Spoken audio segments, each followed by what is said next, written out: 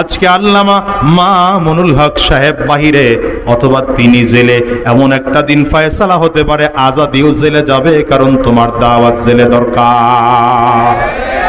সুতরাং এটা নিয়ে আমাদের টেনশন নাই।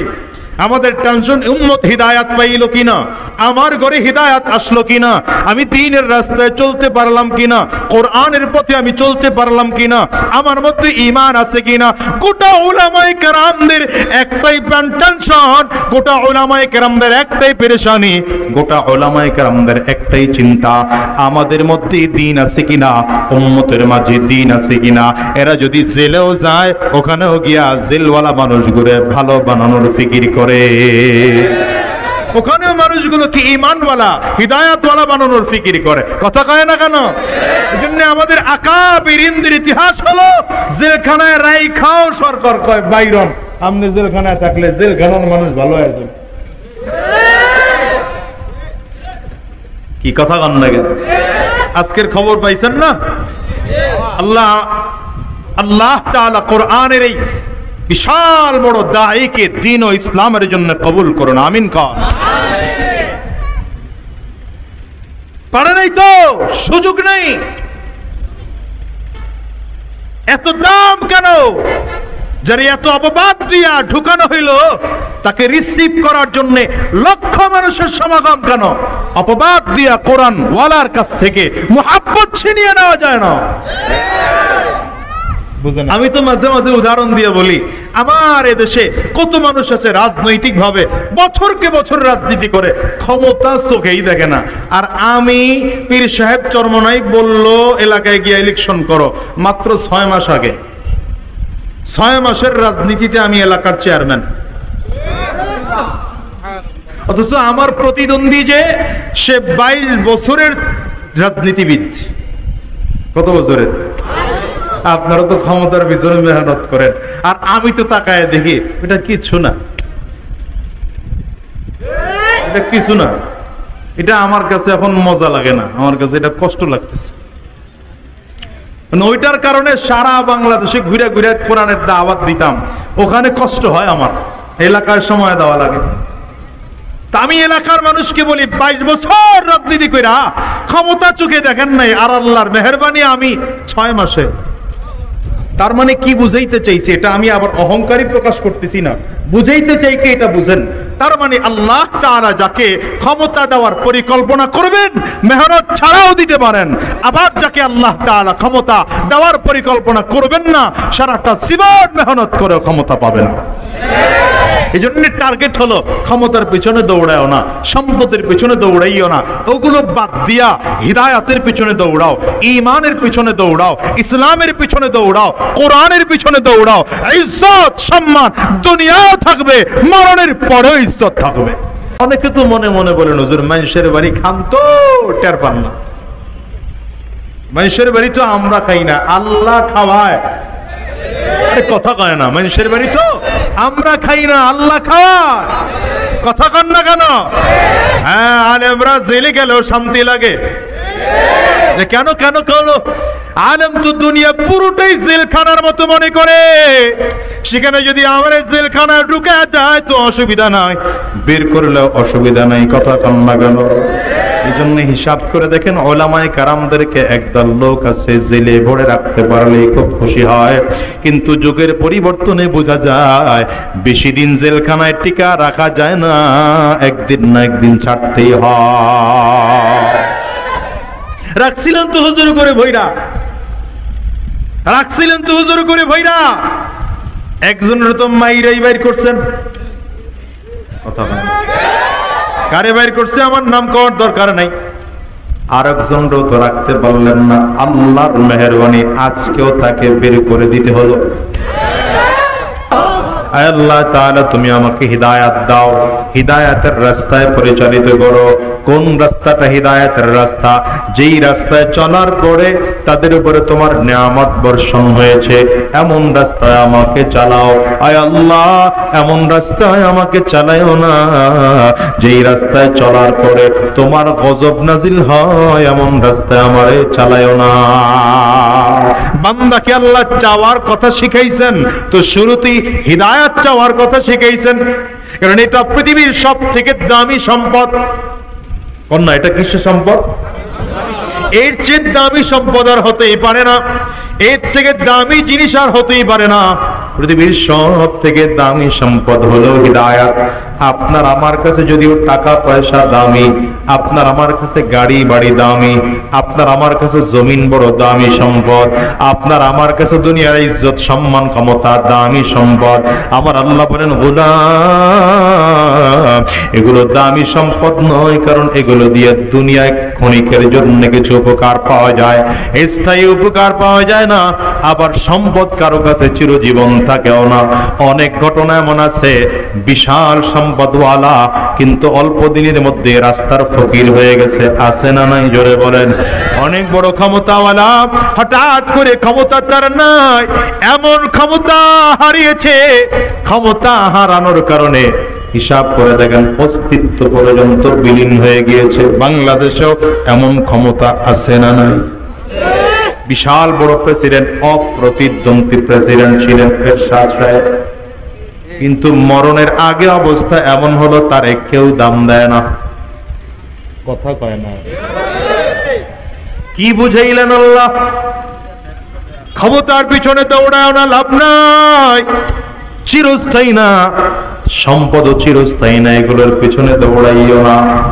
যদি চিরস্থায়ী না আর দুনিয়ায় অল্প দিনের জন্য ক্ষমতা দিয়ে লাভবান হওয়া যায়, টাকা পয়সা দিয়ে দুনিয়া অল্প দিনের জন্য আরামায়েশ করা যায়, কিন্তু খেয়াল করেন কাউকে টাকা পয়সা আরাম দিতে পারে না, সম্পদ কাউকে আরাম দিতে পারে না, শান্তি দিতে পারে না। যদি শান্তি দিত সম্পদ, তাইলে কোটিপতিদের কোনোদিন অসুস্থ হতো না, বরঞ্চ আপনার আমার চেয়ে সম্পদওয়ালারা বেশি অসুস্থ হয়। কথা কয় না। গরিব মানুষ সুস্থ বেশি, টাকাওয়ালারা অসুস্থ বেশি, ঠিক কিনা? কথা কন না। এই যে প্রচন্ড গরম, গরিব মানুষ এই গরমের মধ্যে ওই প্রচন্ড রোদের মধ্যে বসে বসে কাজ করতেছে, এরপরেও দেখেন তাদের ঘাম পড়তেছে, অসুবিধা নাই। কেন? তাদের কাজ না করলে সংসার চলে না। বড় লোকের দিকে তাকায় দেখেন, এসি রুম থেকে বের হতে পারে না, অসহ্য গরম, এরপরে কত অসুস্থতা। করোনার মধ্যেও দেখছেন, করোনা বড় লোকদের বেশি হইছে, গরিবদের করোনা হয় না। সম্পদওয়ালা যদি সম্পদ দিয়ে যদি দুনিয়ার শান্তি পাওয়া যেত, তাহলে সম্পদওয়ালার অসুস্থতা হতো না, বরঞ্চ সম্পদওয়ালার অসুস্থতা আপনার আমার চেয়ে কম না বেশি? সম্পদওয়ালার ঘরে গিয়ে দেখেন শান্তি নেই, কোটি কোটি টাকার মালিক কিন্তু শান্তি নেই। কেন শান্তি নেই? কারণ শান্তি টাকায় আসে না, ক্ষমতায় আসে না, ইজ্জত দৌলতে শান্তি আসে না। কিন্তু গুলিস্তানে গেলে দেখবেন ফুটপাতের মধ্যে ঘুমাইতেছে কুকুরের পেটের উপরে মাথা দিয়া। পায় না এরা, কুকুরের পেটে মাথা দিয়ে ঘুমাইছে, ঘুমাইছে তো ঘুমাইছে, ওর ঘুম ভাঙে না। সকাল 8টা 9টা বাজলে, 7টা 8টা বাজলে রোদের তাপ হয়তো চেহারায় পড়ে, এলে পুলিশ এসে দুটা বাড়ি দিলে এরপরে দৌড় দেয়। এটাকে ঘুম ভাঙে না, ওর কি আরামের ঘুম। আরে ধুলা বালি ময়লা কত কিছু, বৃষ্টি রোদ, এর মধ্যে ঘুমাইতেছে। আর বড় লোক এসি রুম, 3-4 জন সিকিউরিটি গার্ড, আরে শীতের দিনে হিটার, এরপরে ঘুম তো আসেই না। সাইকেলের টায়ার বাস্ট হইল, 3 হাত লাফ দিয়ে ওঠে, বুম মনে হয় বুটলো। শান্তি কই?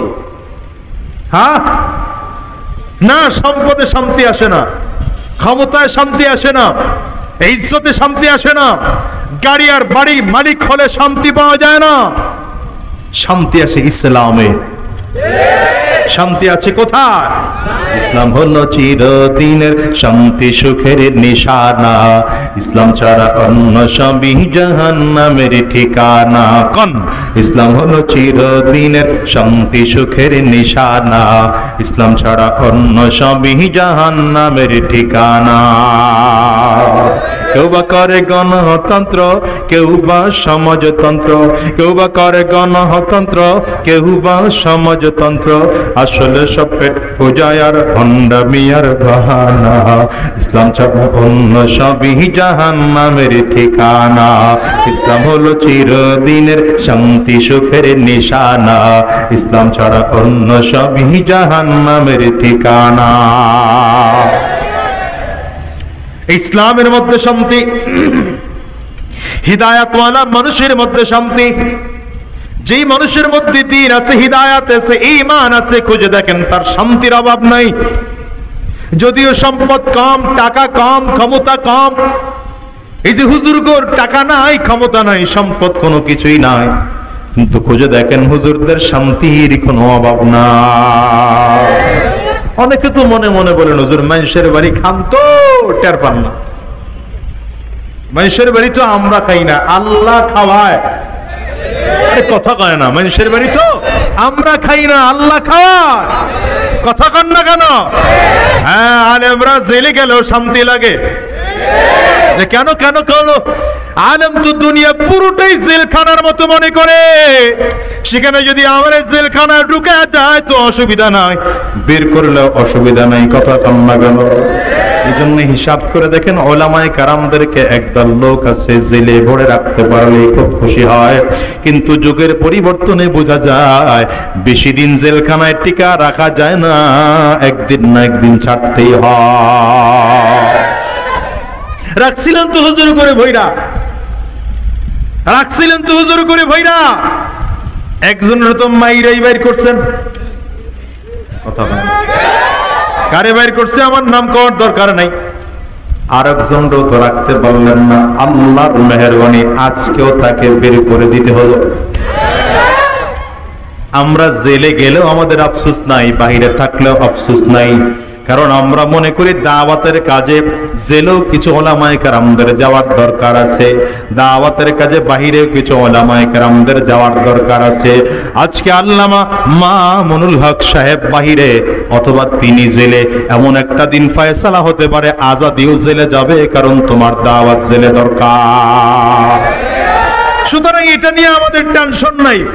আমাদের টেনশন উম্মত হিদায়াত পাইল কিনা, আমার ঘরে হিদায়াত আসলো কিনা, আমি দ্বীনের রাস্তায় চলতে পারলাম কিনা, কোরআনের পথে আমি চলতে পারলাম কিনা, আমার মধ্যে ঈমান আছে কিনা। গোটা উলামায়ে কেরামদের একটাই টেনশন, গোটা উলামায়ে কেরামদের একটাই পেরেশানি, গোটা উলামায়ে কেরামদের একটাই চিন্তা, আমাদের মধ্যে দ্বীন আছে কিনা, উম্মতের মাঝে দ্বীন আছে কিনা। এরা যদি জেলেও যায়, ওখানেও গিয়া জেলওয়ালা মানুষগুলো ভালো বানানোর ফিকির করে, ওখানেও মানুষগুলোকে ঈমানওয়ালা হিদায়াতওয়ালা বানানোর ফিকির করে। কথা কয় না কেন? এজন্য আমাদের আকাবিরিনদের ইতিহাস হলো জেলখানায় রাইখাও সরকার কয় বাইরন, আপনি জেলখানায় থাকলে জেলখানার মানুষ ভালো হয়ে যাবে। কি কথা কন না কেন? আজকের খবর পাইছেন না? আল্লাহ তাআলা কোরআনের এই বিশাল বড় দায়ীকে দ্বীন ও ইসলামের জন্য কবুল করুন, আমিন কর। পারে নাই তো, সুযোগ নেই। এত দাম কেন? যারা এত অপবাদ দিয়া ঢুকানো হইল, তাকে রিসিভ করার জন্য লক্ষ মানুষের সমাগম কেন? অপবাদ দিয়া কোরআন ওয়ালার কাছ থেকে মুহাব্বত ছিনিয়ে নেওয়া যায় না। বুঝে না, এরা বুঝে না।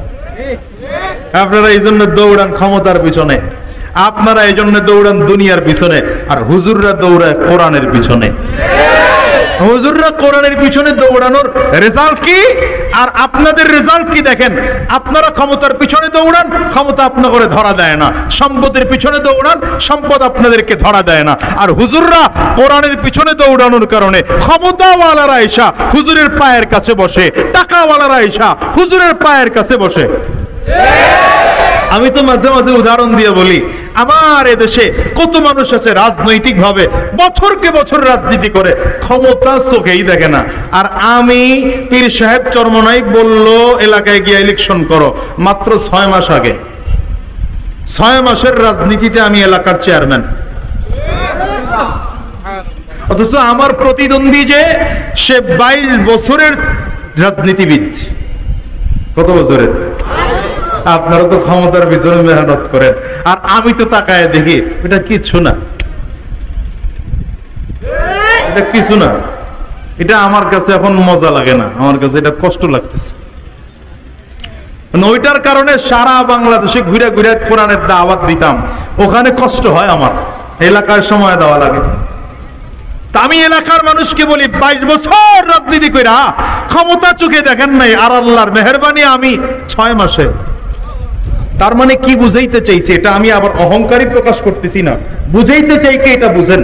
তার মানে আল্লাহ তাআলা যাকে ক্ষমতা দেওয়ার পরিকল্পনা করবেন মেহনত ছাড়াও দিতে পারেন, আবার যাকে আল্লাহ তাআলা ক্ষমতা দেওয়ার পরিকল্পনা করবেন না সারাটা জীবন মেহনত করে ক্ষমতা পাবেন।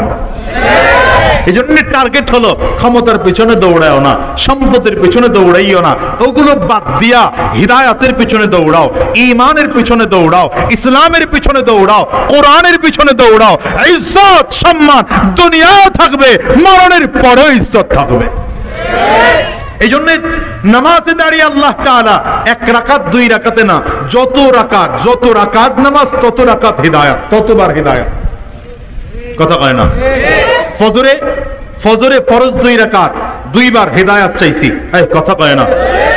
ফজরে মানে প্রতি রাকাতে সূরা ফাতিহা পড়লাম, পড়তেই হবে, সূরা ফাতিহা ছাড়া নামাজই হবে না। যতবার সূরা ফাতিহা পড়ি ততবার হিদায়াত চাই, ততবার কি চাই? হিদায়াত চাই। ওই ফজরে 2 বার, যোহরে 4 বার, আসরে 4 বার, মাগরিবে 3 বার, ইশায় আবার 4 বার। এখন ফরজ নামাজ বাদ দিলাম, সুন্নত যত রাকাত তত রাকাতে প্রত্যেক রাকাতে হিদায়াত চাও। নফল পড়ো, চাষ পড়ো, হিদায়াত চাও। আওয়াবিন পড়ো, হিদায়াত চাও। ইশরাক পড়ো, হিদায়াত চাও। ওই বিতির পড়ো, হিদায়াত চাও। তাহাজ্জুদ পড়ো, হিদায়াত চাও। নামাজ, বৃষ্টির নামাজ পড়ো, আগে হিদায়াত চাও নাও। হিদায়াত শিখাইছেন আগে বান্দাকে, এটা পৃথিবীর সবথেকে দামি সম্পদ। আর এখনকার সমাজের অবস্থা হলো হিদায়াতের আলোচনা নাই, দ্বীনের আলোচনা নাই, কোরআনের আলোচনা নাই। গোটা বাংলাদেশ না, গোটা পৃথিবীর অবস্থা এখন এমন, রাষ্ট্রীয়ভাবে দ্বীনের আলোচনা করাই হয় না। আচ্ছা বলেন তো, এই ঈমানের কথা, হিদায়াতের কথা হুজুররা সারা সমাজের কে বলে? এই কথা কন্যা হুজুররা বললেও কয়জন হুজুর বলে? আচ্ছা কয়জন হুজুররা যারাই বলে আমরা শুনি কয়জন? এই ওয়াজ মাহফিলে এই অল্প কয়জন মানুষ। কি কথা কন্যা? তো আপনি বলবেন হুজুর আপনাদের মাহফিলে তো হাজার লক্ষ মানুষ হয়, কিন্তু সমাজের কয় পার্সেন্ট? 16 কোটি 18 কোটি জনগণ বাংলাদেশের। কয়জন কোরআনের কথা শোনার জন্য ময়দানে আসে? এই ছোট ওয়াজ মাহফিল গুলো, জুমার দিনের বয়ান, হাক্কানি পীর মাশায়েখদের খানকা, আর ওই জামাতে তাবলীগের মেহনত, এই অল্প কয়েক জায়গায় মাত্র ঈমানের মেহনত করা হয়, হিদায়াতের কথা বলা হয়, কোরআনের কথা বলা হয়। অথচ গোটা পৃথিবীর সব জায়গায় শুধু দুনিয়া দুনিয়া দুনিয়া, টাকা পয়সা, ধন দৌলত, ইজ্জত, ক্ষমতা, এটা নিয়ে চর্চা হয়। এখন বলেন আপনারাও যে আমাদের কাছে আইসা কথা শোনেন, কতক্ষণ এই 1 বছরে এই এলাকায় মাত্র একটা মাহফিলের আয়োজন হইল, কতক্ষণ আলোচনা শুনবেন? সর্বোচ্চ সব আলোচকদের আলোচনা মিলায় 2-3 ঘন্টা। অথচ পুরোটা জীবনই তো চলতেছে দুনিয়া নিয়া। এই মানুষ দিনদার হবে কি করে? আর সাহাবায়ে কেরামদের জীবনের দিকে হিসাব করেন না, 24 ঘন্টা দিন নিয়ে আলোচনা, কোরআন নিয়ে আলোচনা, হিদায়াত নিয়ে আলোচনা, ঈমান নিয়ে আলোচনা। আর এই জন্যই তো সাহাবীদের জীবনের দাম। সাহাবীদের জীবনের দাম কেন? এই জন্যই তো সাহাবীদের জীবনের দাম। আপনার আমার জীবনের দাম নেই কেন? এই জন্যই তো দাম নাই। কথা কয়, আপনার আমার জীবনের দাম আছে কোনো দাম নাই। সাহাবীদের জীবনের বাইচা থাকা অবস্থায় দাম ছিল, মরণের পরেও দাম। আবু জাহাল সারা জীবন দুনিয়ার পিছনে দৌড়াইছে। আবু লাহাব, উতবা, শায়বা, উবাই, উমাইয়া, ফিরআউন, নমরুদ, কারুন, সাদ্দাত সব দুনিয়া নিয়ে দৌড়িয়েছে, হিদায়াতের পিছনে দৌড়ায় নাই। আজকে ওদের অস্তিত্ব দুনিয়ার মধ্যে নাই। কিন্তু আবু বকর সিদ্দিক রাদিয়াল্লাহু আনহু হিদায়াতের পেছনে দৌড়িয়েছে। সারাটা জীবন ঈমানের মেহনত করেছেন, হিদায়াতের মেহনত করেছেন। তাকাও আবু বকরের রওজ কবরের দিকে তাকাও, নবীর পাশে আবু বকর আরামে ঘুমিয়েছি। হযরত আমার জীবনভর ঈমানের মেহনত করেছেন, নবীর পাশে আরামে দুই বন্ধুক নিয়ে আমার নবী ঘুমায় আছে। রহমাতুল লিল আলামিন শ্রেষ্ঠ মেহনত করেছেন, ঈমানের মেহনত, হিদায়াতের মেহনত। রাসূল আরবি সাল্লাল্লাহু আলাইহি ওয়াসাল্লামের বিরোধিতা যারা করেছে, এদের মরণ হয়ে গেলে লাশের অস্তিত্ব খুঁজে পাওয়া যাবে না।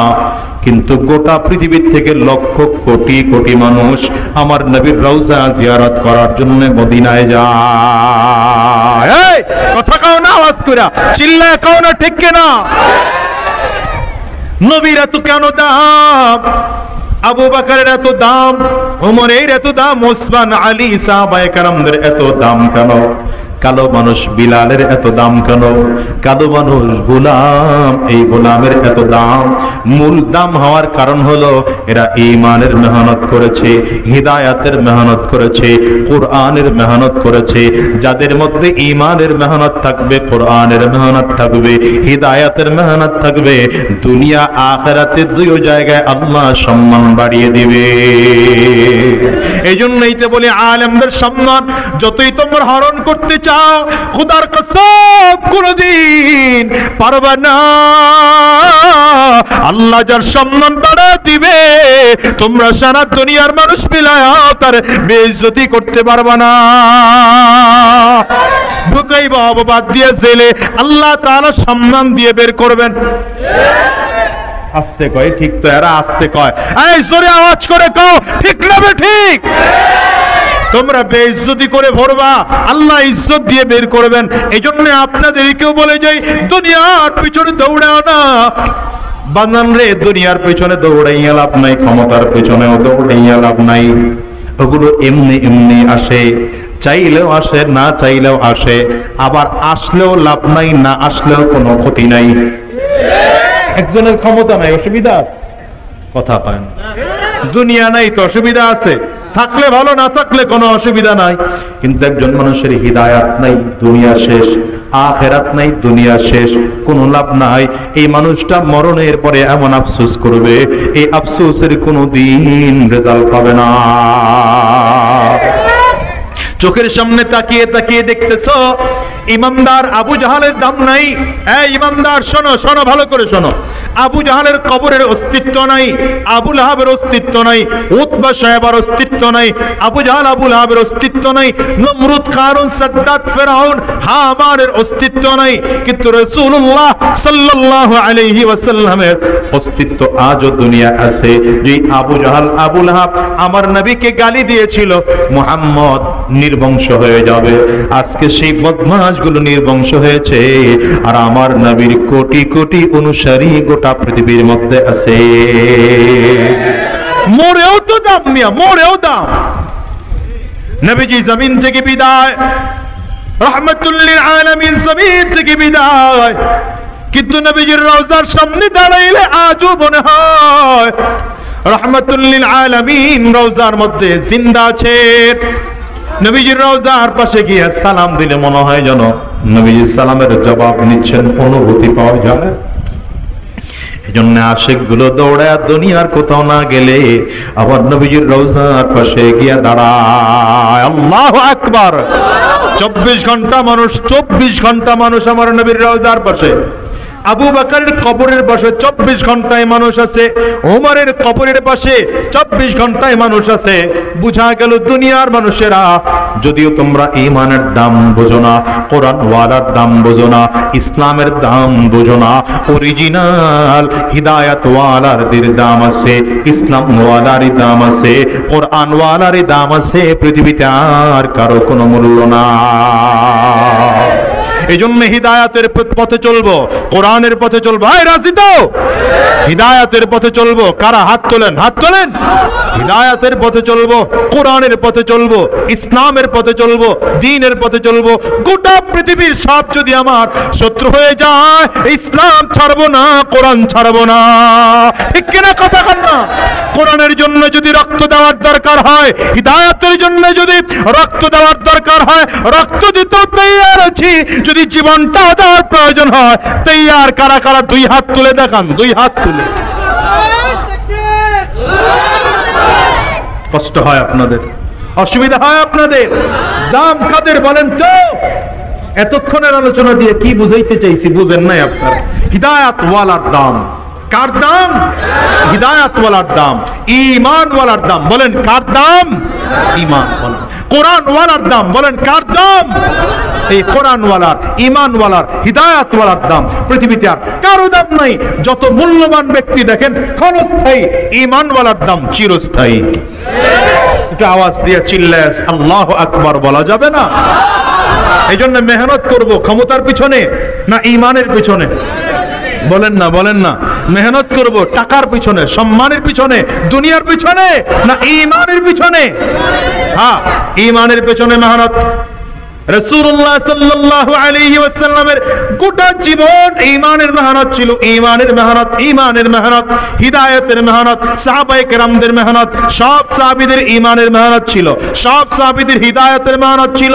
রাসূলুল্লাহ সাল্লাল্লাহু আলাইহি ওয়াসাল্লাম নবুয়তের 23টা বছর মেহনত কইরা বিদায় হজের ভাষণ দেওয়ার জন্য দাঁড়িয়েছেন। বিদায় হজের ভাষণ দেওয়ার জন্য আরাফার ময়দানে দাঁড়িয়েছেন। রাসূল আরবি দাঁড়িয়ে বলছেন, সাহাবায়ে কারাম, আজকে রবের পক্ষ থেকে ঘোষণা, আল ইয়াউমা আকমালতু লাকুম দীনাকুম ওয়া আতমামতু আলাইকুম নি'মাতি ওয়া রাদিতু লাকুমুল ইসলাম দীনা। সাহাবীরা, রবের পক্ষ থেকে আজ আল্লাহর পক্ষ থেকে দ্বীনকে কমপ্লিট করার ঘোষণা দেওয়া হলো। আল্লাহু আকবার, চিল্লায় এখন। আল্লাহর পক্ষ থেকে দ্বীন কমপ্লিট করার ঘোষণা দেওয়া হলো। আল্লাহ তাআলা তোমাদের কাছে দ্বীন কমপ্লিট করেছেন। নবীর জবানের দ্বীন কমপ্লিটের ঘোষণা শুনে সাহাবায়ে কেরাম বড় আনন্দ প্রকাশ করতেছে। হায়রে কত আনন্দ! এই দ্বীনের জন্য সাহাবায়ে কেরাম কত মার খেয়েছে, এই দ্বীনের জন্য আবু বকর কত মার খেয়েছে, এই দ্বীনের জন্য উমর কত মার খেয়েছে, এই দ্বীনের জন্য কত সাহাবী রক্ত ঝরিয়েছে, এই দ্বীনের জন্য কত সাহাবায়ে কেরাম বদরের ময়দানে, উহুদের ময়দানে, হুনাইনের যুদ্ধে, খন্দকের যুদ্ধে শহীদ হয়েছে। সাহাবায়ে কেরাম বড় আনন্দিত। হঠাৎ করে তাকিয়ে দেখেন আবু বকর সিদ্দিক রাদিয়াল্লাহু আনহু ময়দানের একটা কিনারায় দাঁড়িয়ে চোখের পানি ফেলে কান্না করতেছে। সব সাহাবায়ে কেরাম গিয়ে বলে, ভাই আবু বকর, আমরা সব এত আনন্দ প্রকাশ করি, তুমি কেন চোখের পানিগুলো ফেলে ফেলে কান্না করো? আবু বকর সিদ্দিক রাদিয়াল্লাহু আনহু বলেন, ভাই, নবী কি বলেছেন তোমরা কি শোনো নাই? রাহমাতুল লিল আলামিন বলেছেন, আমার নবীর কাছে আল্লাহ ঘোষণা দিয়েছেন দ্বীন কমপ্লিট। আমার নবী তো দুনিয়া আসছিলেন দ্বীন কমপ্লিট করার জন্য, ইসলামকে পরিপূর্ণ করার জন্য আসছিলেন। তার মানে আমার নবীজির দায়িত্ব শেষ হয়ে গিয়েছে। বোঝা গেল নবীজি আর বেশি দিন দুনিয়া থাকবেন না। নবীজি অল্প দিনের মধ্যেই জমিন থেকে বিদায় হয়ে যাবেন। আবু বকর সিদ্দিক রাদিয়াল্লাহু আনহু বলেন, আমার দিলে বড় আফসোস হয়, আমার নবী যদি বিদায় হয়ে যায় বাকি জিন্দেগি আমি কেমন করে কাটাবো? নবী মক্কায় ছিলেন, আমি আবু বকরও মক্কায় ছিলাম। নবীজি হিজরতে ছিলেন, আমি আবু বকরও হিজরতে ছিলাম। নবীকে ছাড়া ওই একটা রাতও আমি কাটাই না। আমার নবী মদিনায় ছিলেন, আমিও মদিনায় ছিলাম। নবীজি বদরের যুদ্ধে আবু বকর, আমিও বদরে ছিলাম। নবীজি উহুদের যুদ্ধে, আমি আবু বকর উহুদের যুদ্ধে ছিলাম। নবীজি খন্দকের যুদ্ধে, আমি আবু বকর খন্দকের যুদ্ধে ছিলাম। নবী যেখানে, আমি আবু বকরও সেখানে ছিলাম। আজকে নবী ছাড়া কেমন করে আমি আমার জীবন কাটাবো? আজকে আমার নবীর ঘোষণা দ্বারা মনে হয় বেশি দিন আর নবী জমিনের মধ্যে থাকবেন না। আমার নবী বিদায় হয়ে যাওয়ার পরে আমি আবু বকর দুনিয়া জীবন কাটাতে পারবো না। এই জন্য চোখের পানিগুলো ফেলে ফেলে কান্না করি। সাহাবায়ে কেরাম আবু বকরের কান্না দেখা কারো চোখের পানিগুলো ফেলে ফেলে কাঁদে। হায়রে নবী বুঝি অল্প দিনের মধ্যে জমিন থেকে বিদায় হয়ে যাবে। সাহাবায়ে কেরামদের কান্না দেখে রাসূল আরবি দাঁড়িয়ে বলতেছেন, এ সাহাবীরা সাবধান, কান্না করো না। নবীরা জমিন থেকে বিদায়, আমিও জমিন থেকে বিদায় হয়ে যাব, আমিও দুনিয়ায় থাকবো না। কোন নবীরাই জমিনে থাকতে পারেন নাই, নবীরাও জমিন থেকে বিদায়, আমিও বিদায় হয়ে যাব। তবে অন্যান্য নবীদের বিদায় হওয়া, আমি নবীর বিদায় হওয়া এক নয়। অন্য নবীরা জমিন থেকে বিদায়, তাদের ধর্মীয় গ্রন্থ জমিন থেকে বিদায়, অন্যান্য নবীরাও জমিন থেকে বিদায়, তাদের ধর্ম জমিন থেকে বিদায়। আমি নবী যদিও জমিন থেকে বিদায় হয়ে যাব, আমি নবীর দ্বীন জমিন থেকে বিদায় হবে না। আমি নবী যদিও জমিন থেকে বিদায় হয়ে যাব, আমি নবীর কুরআন জমিন থেকে বিদায় হবে না। তারাকতু ফীকুম আমরাইন লান তাদিল্লু মা তামাসসাকতুম বিহিমা কিতাবাল্লাহি ওয়া সুন্নাত রাসূলি। রাসূল আরবি বলেন, আমি তোমাদের মাঝে দুইটা জিনিস রেখে গেলাম। আমি নবী যদিও বিদায় হয়ে গেলাম, কিন্তু তোমাদের মাঝে কোরআন রেখে গেলাম, আমি নবীর সুন্নাহ রেখে গেলাম। এই দুটো জিনিসকে যদি মজবুত করে ধরে রাখতে পারো, জীবনভর কোনো দিন তোমরা পথভ্রষ্ট হবে না।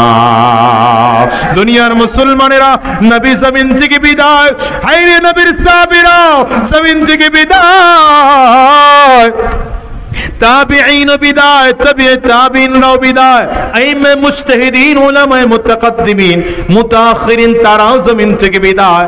একটা সময় তো এমন ছিল বাংলাদেশের সিচুয়েশনে, শায়খুল হাদিস আল্লামা আজিজুল হক রাহমাতুল্লাহি আলাইহি মানুষকে বয়ান করে শোনাইতেন।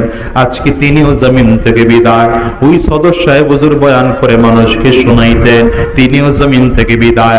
হাজী শরিয়তুল্লাহ রাহমাতুল্লাহি আলাইহি মানুষকে বয়ান করে শোনাইতেন, তিনিও জমিন থেকে বিদায়। হাফিজ জি হুজুর মানুষকে বয়ান করে শোনাইতেন, তিনিও জমিন থেকে বিদায়।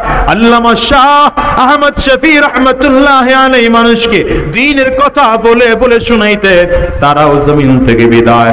ও দুনিয়ার মুসলমানেরা, আল্লামা জুনাইদ বাবু নগরী রাহমাতুল্লাহি আলাইহি মানুষকে বয়ান করে শোনাইতেন, তিনিও জমিন থেকে বিদায়।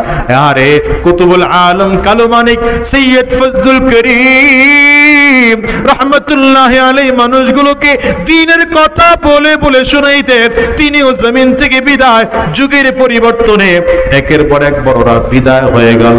আরে এই চেয়ারগুলোতে তো আমরা বসার যোগ্যতা রাখি না, কেন বসলাম? কাব্বারানি মাউতুল কুবারা, বড়রা নাই এই জন্য আমরা এই চেয়ারগুলো এসে দখল করেছি। এমন একটা দিন আসবে যেদিন আমরাও জমিনে থাকবো না, বিদায় হয়ে যাব। ও দুনিয়ার মুসলমান, দুনিয়ার ফয়সালাটাই এমন, যেহেতু জমিন থেকে বিদায় হওয়া লাগবে, আমরাও থাকবো না, কেউ থাকবে না দুনিয়ায়। কিন্তু আমরা এখন নবীর দাওয়াত গুলো তোমাদের মাঝে দিয়ে যাই রে বাজান। কেন? আমরা আলেম হলাম, আর নবীর কথাগুলো এখন পৌঁছায় দেওয়ার দায়িত্ব আমাদের। কারণ নবী উলামায়ে কেরামদেরকে ওয়ারিস হিসাবে রেখে গিয়েছেন। রাসূল আরবি কয়, ইন্নাল উলামা ওয়ারাসাতুল আম্বিয়া, উলামায়ে কেরাম নবীদের ওয়ারিস, নবীর ওয়ারিস হইয়া আপনাদের কাছে হিদায়াতের দাওয়াত দিয়ে গেলাম, কোরআনের দাওয়াত দিয়ে গেলাম, ঈমানের দাওয়াত দিয়ে গেলাম। দুনিয়ার পিছনে দৌড়াও না, ক্ষমতার পিছনে দৌড়াইও না, সম্পদের পিছনে দৌড়াইও না। দৌড়াইতে যদি হয় ঈমানের পেছনে দৌড়াও, হিদায়াতের পেছনে মেহনত করো, আরে কোরআনের পেছনে মেহনত করো। দুনিয়াও কামিয়াব, পরকালেও কামিয়াব। ঠিক কিনা কন্যা? কারণ দুনিয়ায় কেউ থাকার জন্য আসি নাই, আজ আসি আগামীকালকে থাকবো এমন কোনো গ্যারান্টি নাই। দুনিয়ায় আসার সিরিয়াল আছে, যাওয়ার কিন্তু কোনো সিরিয়াল নাই রে বাজান। আমি তো প্রায় বলি, দুনিয়া আসার সময় আগে দাদা আসে, তারপরে বাবা, তারপরে সন্তান। যাওয়ার সময় এমনও হয় দাদা দুনিয়ায় থাকে, সন্ন্যাতি জমিন থেকে বিদায় হয়, বাবা দুনিয়ায় থাকে, সন্তান জমিন থেকে বিদায় হয়। এই যে আমরা এই ময়দানে বসা, তাকাইলে দেখবেন কত মানুষ যেন আছে বাবা নাই, কত মানুষ যেন আছে মা নাই। বাজান বলেন আছে না নাই? এই আওয়াজ করে কথা বলেন আছে না নাই? আমি আজাদের ঘরেও তো আমার মা নাই। আমার মা আজ থেকে বহু বছর আগে জমিন থেকে বিদায় হয়েছে। 18 বছর হয়ে গেল। এই মাহফিলটার মোনাজাত করে দিলে হয়তো আপনারা বাসায় গিয়া দরজায় টোকা লাগাইবেন, আপনাদের মা দরজা খুলবে। আমি আজাদি বাসায় গিয়া দরজার মধ্যে টোকা দিলে আমার মা দরজা খুলবে না। বাজান এই মজলিসে আমার মতো কার কার মা নাই? একটু হাতটা উঁচা করে দেখা। বাবা কার কার নাই? আপনারাও হাতটা উঁচা করে দেখা। হাতগুলো তুলে রাখেন। আমার যুবকগুলো তাকাইয়া তাকাইয়া দেখুক মাহারা মানুষদের তুলের কষ্ট, অন্তরের ব্যথাগুলো মানুষগুলো তাকায় দেখুক। এই মানুষগুলো যারা হাত তুলেছে এদের কারো ঘরে মা নাই, কারো ঘরে বাবা নাই, কারো ঘরে আব্বা আম্মা দুইজনের কেউ না। যুবক একটু তাকায় দেখি মানুষগুলোর চক্ষু দুইটা লাল হয়ে গেছে, কারো চোখের কোটায় পানি জমে গেছে, কারো গাল বেয়ে বেয়ে আবার পানি পড়তেছে। হায় রে মুসলমান, ভালো করে বুঝো, এমন একটা দিন আসবে তোমাকে আমাকেও জমিন থেকে বিদায় হওয়া লাগবে।